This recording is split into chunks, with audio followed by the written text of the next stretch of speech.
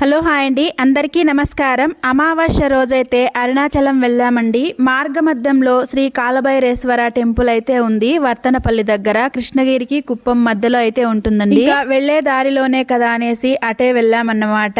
అక్కడ అమావాస్య రోజు చాలా మంచిగా పూజలు అయితే చేస్తారు ప్రతి అమావాస్యకి. మేము ఇక్కడ బయలుదేరేసరికి 12 అయితే అయిపోయిందండి. అందుకే మేము వెళ్లేసరికి అయితే గుడి క్లోజ్ చేసేసారు. మళ్ళీ 4 గంటలకైతే గుడి ఓపెన్ చేస్తారు. గుమ్మడికాయ దీపాలు ఒక జత 150 రూపాయలండి. వాళ్ళే ఒత్తులు, నెయ్యి, పసుపు, కుంకుమ, పూజ సామాగ్రి మొత్తం అయితే ఇస్తారండి. అవి వెలిగించడం వల్ల చాలా మంచిది అనేసి అయితే నమ్మకం. అందుకే దీపాలు అయితే వెలిగించేసి గుడిలోకి అయితే వెళ్ళాము. గుడి క్లోజ్ లో ఉందండి. ఇక్కడ కనిపిస్తున్న లింగాకారం కాశీ విశ్వేశ్వరుడు అనేసి అయితే అక్కడ ఉన్న వాళ్ళైతే చెప్పారండి. మనం కాశీకి వెళ్ళి ఇలా అభిషేకం చేయలేని వాళ్ళు ఇక్కడైతే ఈ లింగానికి అభిషేకం చేసుకోవచ్చు అనేసి అయితే అక్కడ ఉన్న వాళ్ళు కొంతమంది చెప్పారు. ఇంకా అందరూ అయితే ఇలా పరమేశ్వరునికి అభిషేకం అయితే చేశాము. అక్కడే రాగి పాత్రలో నీళ్ళైతే పెట్టింటారండి. రాగి చెంబు కూడా పెట్టింటారు. వెళ్ళిన ప్రతి ఒక్కరూ ఇలాగే కాశీ విశ్వేశ్వరునికి అభిషేకం అయితే చేసుకుంటారు. ఇటు పక్కనే దక్షిణామూర్తి కూడా ఉన్నాడండి. అటు నుంచి అటే అయితే ఇంకా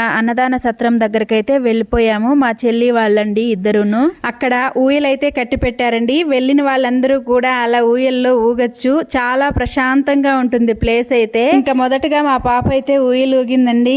ఎవరక్కడ అనుకుంటున్నారా? ఎవరో కాదండి, నేనే. కాసేపు చిన్నపిల్లనైపోయాను. ఎప్పుడో చిన్నప్పుడు ఊయలుగింది. నువ్వు ఎక్కావు కదక్క, ఊయలుందా అంటే ఉందండి, బ్రహ్మాండంగా ఉంది. చాలా స్ట్రాంగ్ గా అయితే ఉంది ఊయల, అందుకే ఎక్కానన్నమాట. ఇంకా మేము వెళ్ళిన వాళ్ళందరూ కూడా ఇలా ఊయలుగాము. బాధలు కష్టాలు అనేవి ఎప్పుడూ ఉంటాయి. ఇలాంటి చిన్న చిన్న ఆనందాలని మిస్ చేసుకోకూడదు. అందుకే ఊయలుగామన్నమాట. మనిషి అన్నాక కాస్త కళా పోషణ ఉండాలి కదండి. మా కళా పోషణలన్నీ ఇలా బయట పెట్టేశామన్నమాట.